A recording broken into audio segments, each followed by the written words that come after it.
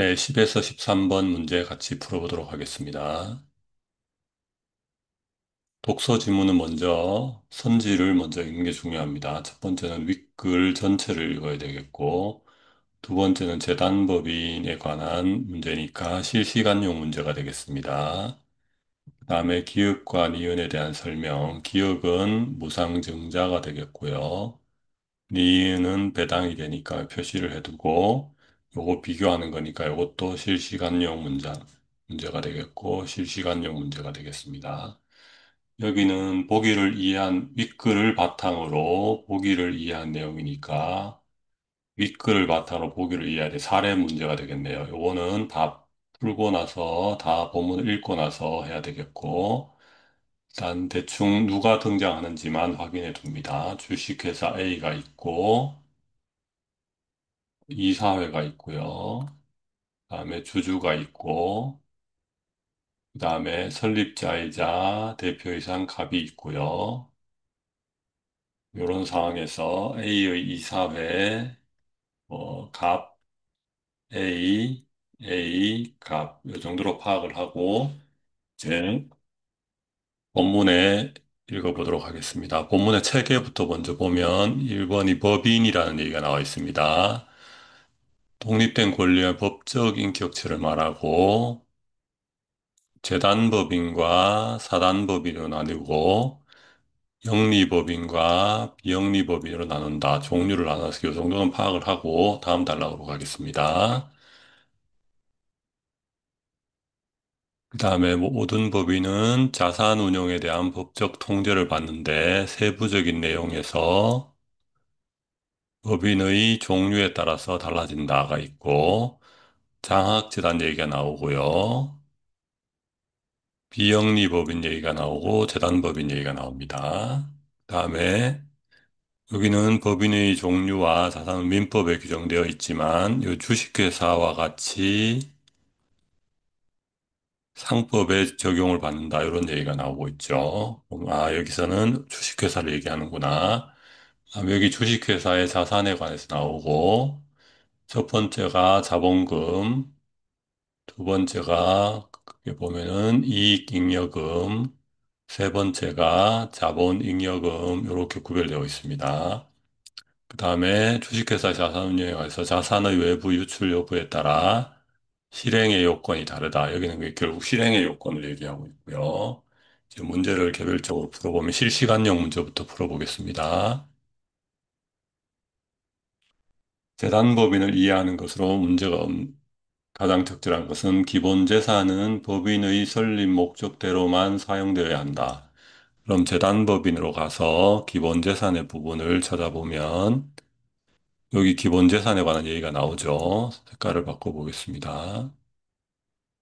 재단을 설립할 때 정관 등기해야 되고, 이를 처분하거나 용도를 변경하여 액수를 줄이려면 허가가 필요하다. 이런 얘기가 나와서 법인의 설립 목적대로만 해결해야 되는 것은 아닌 걸로 용도를 변경하거나 처분해야 되니까. 그다음 두 번째, 법인의 목적 사업을 위한 재원이 있는데요. 개인의 출자에 의해서만 되는지를 보겠습니다.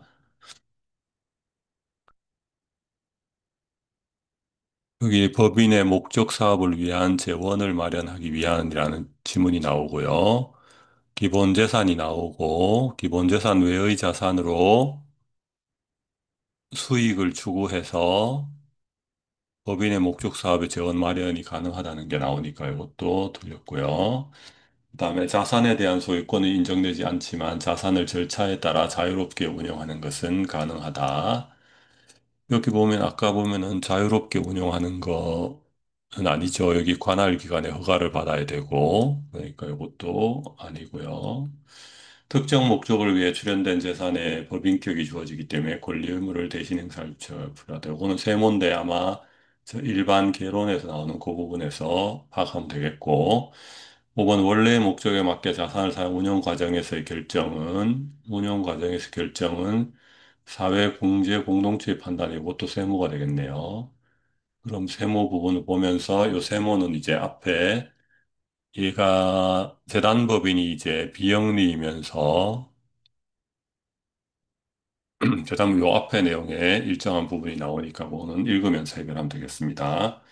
그다음에 기읍과 니은에 대한 설명으로 적절하지 않은 것은 그런데 무상증자가 있고 배당이 있는데요. 무상증자를 한번 읽어보면 자본잉여금이나 이익잉여금의 홀 전부에 해당하는 만큼의 주식을 추가로 발행할 주주들에게 무상으로 분배한다. 무상이라는 게 있네요. 증자라는 건 자본을 증가하는 건데 무상이란 대가가 없다 이런 뜻이고 재무 구조가 안정적이라는 인상을 주어 주가 상승을 유발할 수 있다. 그다음에 자산의 구조만 재편되고 자산의 총 규모는 변화하지 않기 때문에 이사회 결정만으로 할 수 있다. 그래서 기억 부분만 보면 무슨 기억은 무상증자는 자본금의 총량은 그대로 유지된다. 근데 여기서 보면 자산의 총 규모가 변하지 않는다는 말은 있는데 이게 자본금의 총량이 그대로 유지된다인지는 잘 확신이 서지 않고요. 그다음에 니은 배당은 주주의 만족도를 니은은 이사의 결정만으로 할 수 있다 봅시다.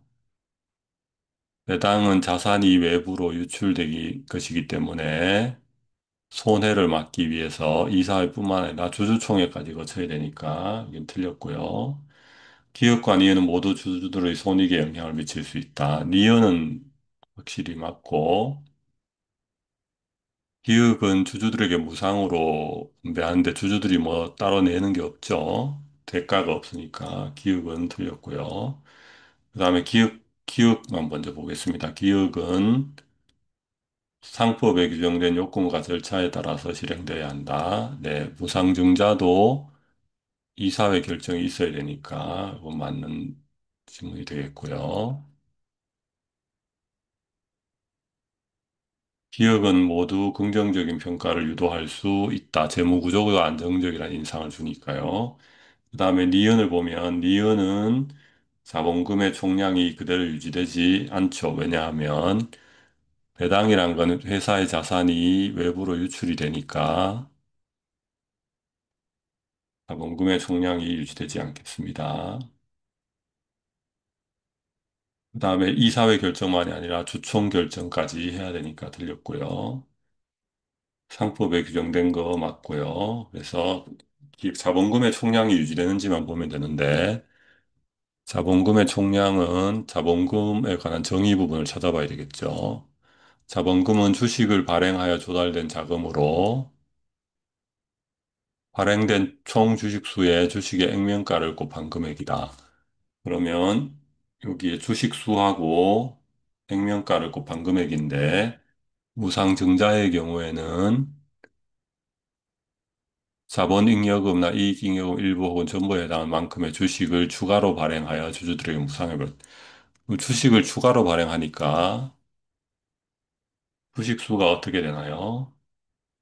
주식수가 증가하고 자본금도 증가하게 되겠습니다. 단지 이제 남는 돈을 가지고 하는 거기 때문에 전체 재산의 규모는 변함이 없는데 자본금으로 보면 자본금은 주식수 곱하기 액면가니까 답이 최종적으로 1번이 되겠습니다.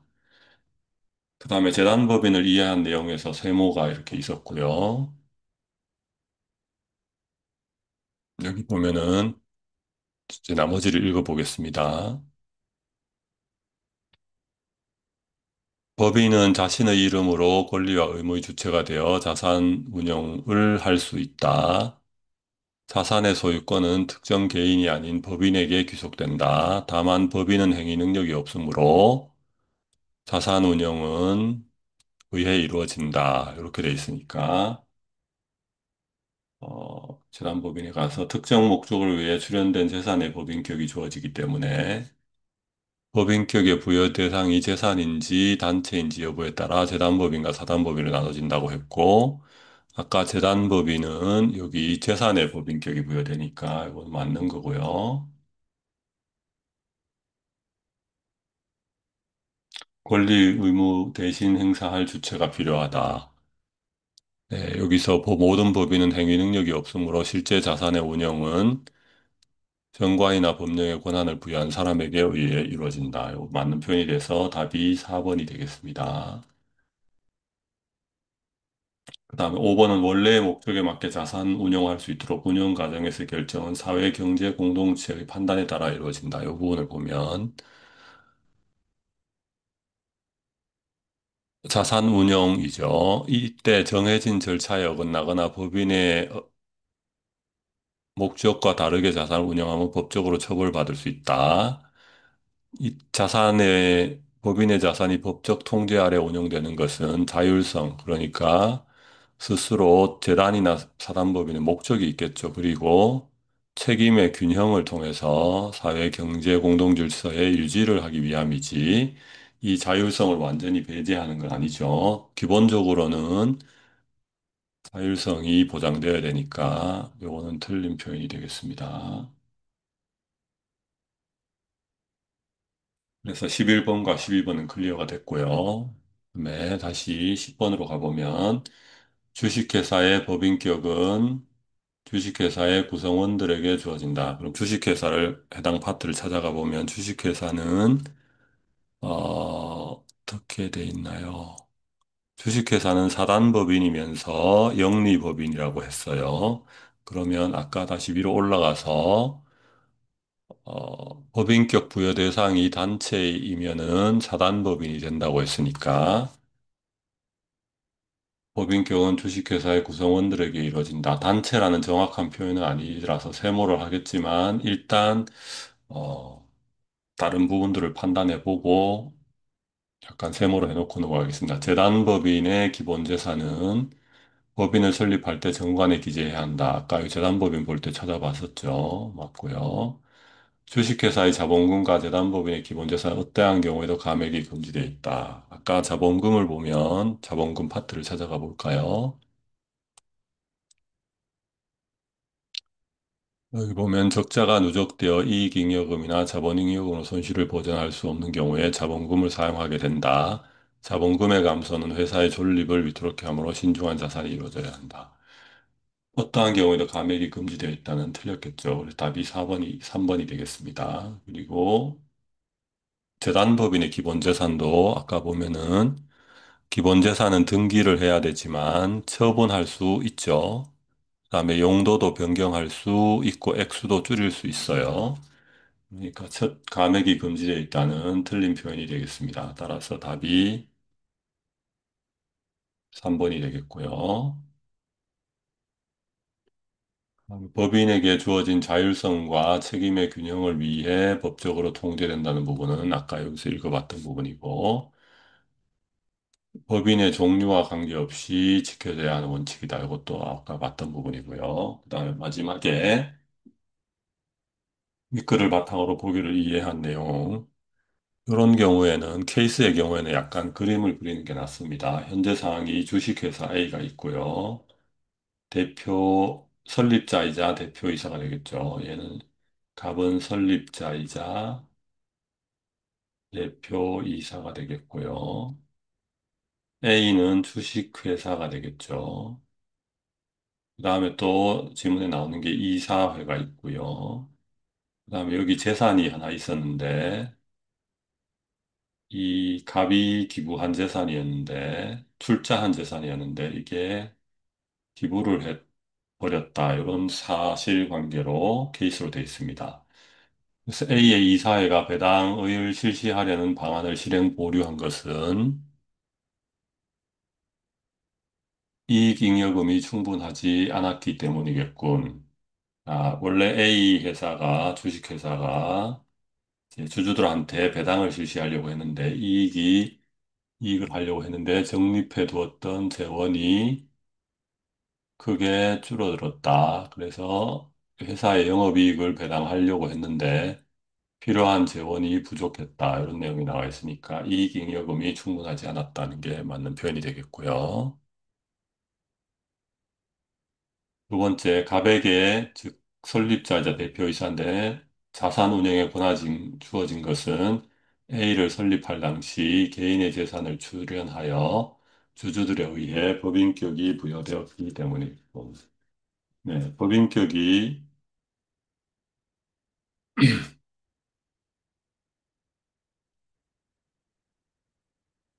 갑에게 자산 운용의 권한이 주어진 것은 갑은 지금 자산 운용의 권한은 대표이사로서 이제 주어진 건데 이것은 법인격이 부여되었기 때문이 아니고 여기 보면은 법인은 자산의 소유권은 법인에게 귀속이 되는데 법인이 행위 능력이 없으므로 실제 자산의 운영은 법인의 정관이나 법령에서 권한을 부여받은 사람, 즉 권한을 부여받았기 때문이지 법인격이 부여되었기 때문이 아니라서 답이 2번이 되겠습니다.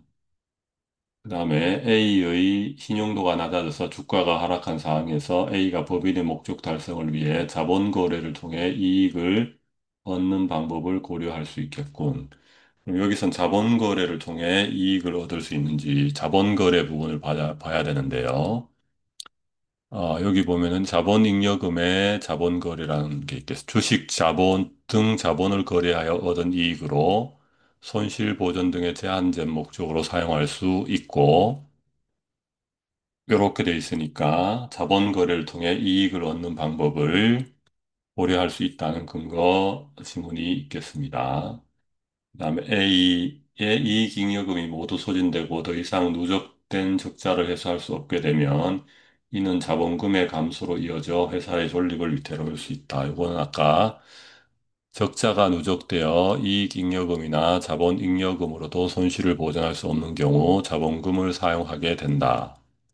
자본금의 감소는 회사의 존립을 위태롭게 하기 때문에 신중한 자산의 운영이 이루어져야 한다. 이 부분에서 해결할 수 있겠습니다. 갑이 이사회나 주주총회 같은 절차를 거치지 않고서 부동산을 기부하였다면, 이게 지금 부동산이 현재로는 갑이 회사 설립 당시에 회사를 위해서 주긴 했지만, 별도로 아까 자산의 소유권이 특정 개인이 아니라 법인에게 귀속돼서 주식회사에 귀속된 상황입니다. 그래서 법적 책임이 발생할 수가 있겠죠. 이사회나 주주총회를 거쳐야 되는데, 안 거치면 법적 책임이 발생할 수 있겠습니다. 그래서 이렇게 해서 문제를 풀어봤고요. 여기서 나오는 기본 개념에 대해서 한번 정리를 해보겠습니다. 그래서 먼저 법인의 종류가 나왔고, 법인을 원래는 개인만이 권리와 의무의 주체가 됐는데, 그걸 법인격이라고 하는데요. 사회가 발전함에 따라서 단체에도 법인격을 부여할 필요가 있어서 두 가지로 사단법인과 재단법인이라는 걸 두어서 법인격을 인정해 줬습니다. 그래서 법적 주체가 될 수가 있습니다. 근데 사단법인은 사람들의 모임에 대해서, 구성원들에 대해서, 그래서 아까 여기 구성원들에게 법인격이 주어진다. 주식회사는 뭐기 때문에 사단법인이기 때문에 그다음에 재단법인은 재산에 대해서 법인격이 주어진다. 이렇게 됐었고, 그다음에 영리법인과 이익을 목적으로 한 것과 비영리법인으로 이렇게 나눠질 수도 있다. 어쨌든 이 모든 법인들은 법인격이 주어져서 재산의 소유권을 가지지만 현실적으로 행사할 수가 없어서 이사회라든가 이런 행위를 할 수 있는 기관을 둔다. 그런데 이때 법적 주체들에게 재산이 있을 텐데 이 재산을 이 사람들이 처분을 할 수 있게 그냥 내버려 두면 문제가 발생하니까 스스로 어떤 이 재단 목적 설립에 맞게 운영은 해야 되지만 법적으로 통제도 하고 있다. 그래서 자율성과 책임을 균형 있게 한다.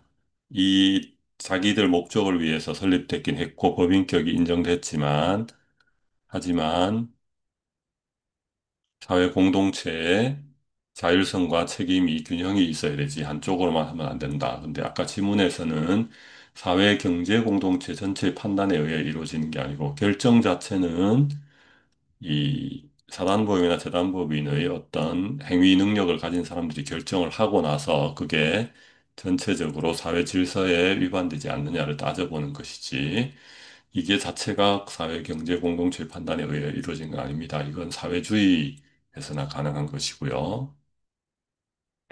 그래서 이렇게 법적 통제를 받는데 세부적인 내용에는 차이가 있다. 그래서 크게 보면 이 글을 보면은 이제 두 번째 단락에서는 어떤 내용을 하고 있냐면 이 법인의 종류에 따라서 자산 운영에 대한 법적 통제가 다른데 장학재단을 예로 들면서 장학재단은 재단법인이고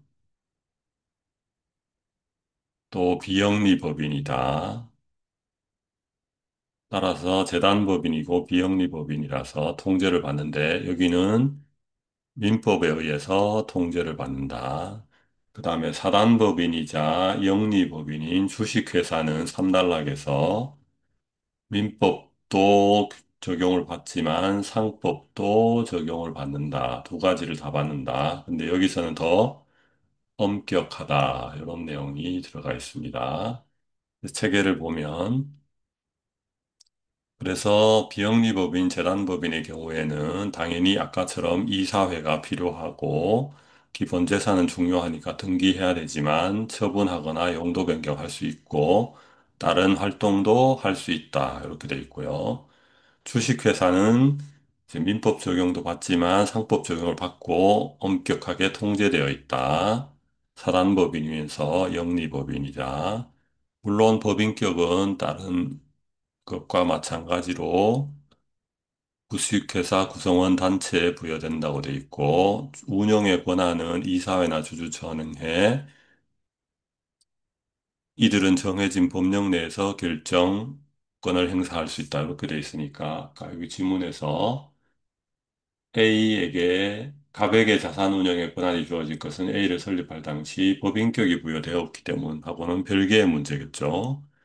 A가 권한할 수 있는 것은 이사회나 주주총회 특정 개인에게 주어지고 정해진 법령에서 권한을 인정했기 때문이겠죠.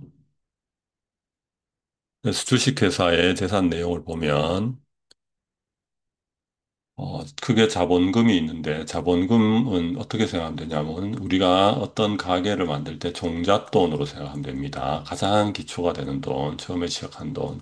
이 돈은 없애버리면 안 되는 돈이죠. 그래서 회사에서는 그거를 처음에 설립할 때 주식을 주고 돈을 받습니다. 돈을 얼마씩 내고 주식을 받아서 주주들이 되는데 이 사람들이 이제 창립자가 되겠습니다. 그래서 자본금이란 건 이 종잣돈인데 예를 들어서 세명이 있고요. 주주가 세명이서 10,000원씩 출자를 했다 하면 10,000원짜리 주식 한 장을 받겠죠. 그러면은 주식 수가 세장에다가 각각 한 장씩 들고 있고 액면가가 10,000원이면 자본금이 1 곱하기 만이 돼서 10,000원이 됩니다. 그리고 이 세 사람은 이 회사의 주주가 되는 거고요. 그래서 이렇게 종잣돈 처음에 주식을 발행해서 회사 설립 당시에 주주의 출자에 의해서 형성된 돈을 자본금이라고 합니다. 주식 발행을 조달된 자금이 되겠죠. 얘는 총 주식수에다가 주식 액면가를 곱한 금액이 되겠죠. 1 곱하기만 하면 되겠죠. 얘는 기초자산이 되겠죠. 종잣돈이니까. 원칙적으로는 감액이 되면 안 되겠죠. 그 다음에 회사가 이제 시작을 해서 영업 활동을 하게 되겠죠. 당연히 돈 벌려고 하는 거니까. 근데 이익이 났어요.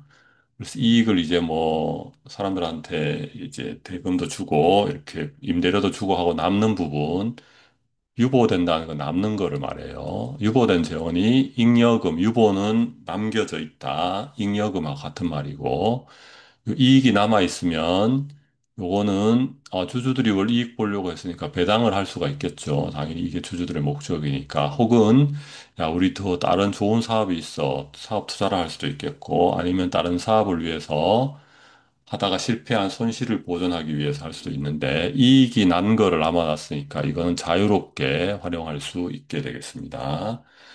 그 다음에 이제 조금 다른 개념으로 자본잉여금이라는 게 있는데 이건 뭐냐 하면은 아까는 영업활동으로 그 돈이 남은 거고요. 이거는 주식 거래를, 주식 자본 거래를 하는 건 뭐냐 하면은 가장 간단하게 예를 들어서 증자를 하거나 이런 경우를 생각해 보면 증자를 해서 신규로 주식을 발행합니다. 그러면 자본금이 이제 새로 추가로 더 늘어날 거고 주식 수가 늘어나니까 재산도 늘어날 텐데요. 그중에서 실제로 요 과정에서 이익이 발생할 때가 있습니다. 예를 들면은 뭐 실제로 횡령가가 10,000원인데 실제로 주주들이 납입한 게 15,000원을 납입하고 10,000원짜리를 받아갔다. 그러면 5,000원 정도가 회사 입장에서 이익이 되겠죠. 이런 이익 같은 거는 자본잉여금이라고 하는데 영업을 해서 발생한 건 아니죠. 그래서 자본이익이라는 자본거래라고 따로 명칭을 붙였고 거기서 남는 돈이 자본잉여금인데 요거는 자본금과 성격이 좀 비슷하니까 어, 이익잉여금은 자유롭지만 요거는 그래도 조금은 제한이 돼야 된다. 그래서 손실보전 등의 제한된 목적으로만 사용될 수 있고 이것까지 주주들한테 나눠주는 회사 밖으로 배출되는 배당금으로 지급될 수는 없다고 되어 있습니다.